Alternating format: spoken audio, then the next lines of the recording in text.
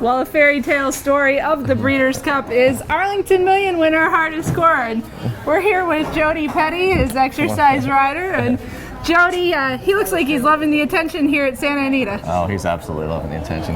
He's a ham. Now tell me a little bit about Hardest Score and his training regimen. You guys get to do some unique things out on the hills in Pennsylvania. Well, yeah, Eddie's a big-time steeplechase trainer, and he trains him a bit like a steeplechase horse.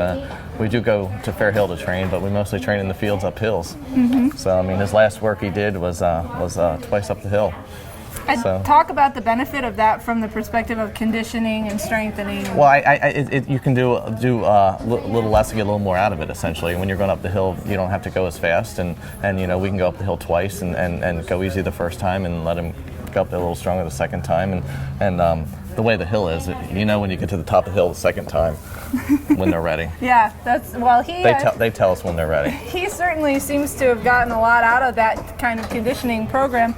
And talk about the Arlington Million. You got to come to Arlington Park. Yes, I did get to go to Arlington Park. And then you got to win. Yes. Well, it's funny because going into Arlington, Eddie and I were just truly excited. I mean, I'm not saying we thought he was going to win, because we would never say that. But my God, he was training great into Arlington. Yeah.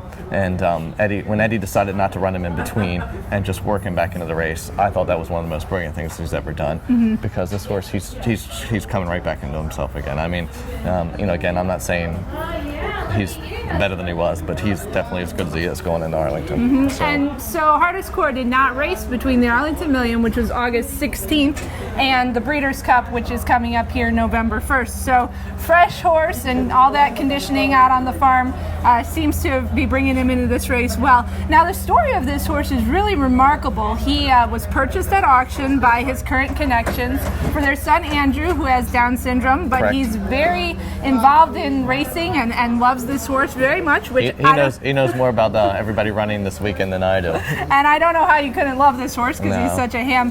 But when they took Hardest Score home, he ended up having an issue after he was gelded, and they actually found him in the field. He almost died. Yeah, he almost died. He essentially had his intestines was falling out from a bad hernia, and so they rushed him to New Bolton Center, and they essentially saved his life, and saved his life, and they didn't know what he was going to come back to be. No clue. Yeah. So the fact that he's on the road back and he's the man is even more amazing. He's Eddie's first Grade 1 winner, and he's Eddie's first Breeders' Cup contender. Exactly. And you guys, obviously, can you even imagine what the weekend's going to be like? No, I can't. I mean, we keep saying at this point everything else is a bonus. Yeah. I mean, Eddie. I forget what Eddie's stats are for the year. But I rode a jumper for him, and we won 2 races with him. This one's 3 for 3, and then he has a filly that's 3 for 4. And the filly is his half sister? No relation. No relation. Okay. No. Wow. So pretty good stats. Bought her down out of Florida, and so I mean, Eddie's stats for the year are insane. So this is everything else is just icing on the cake. And he's got to take on some pretty key European horses, but the way he trains is kind of similar to their way anyway. That's a good sign, and quite an impressive story coming from that injury and coming from the auction to be a Grade 1 winner, and now here at the Breeders' Cup. So we wish you guys the best luck. Thank you very much. And good luck to Hardest Score.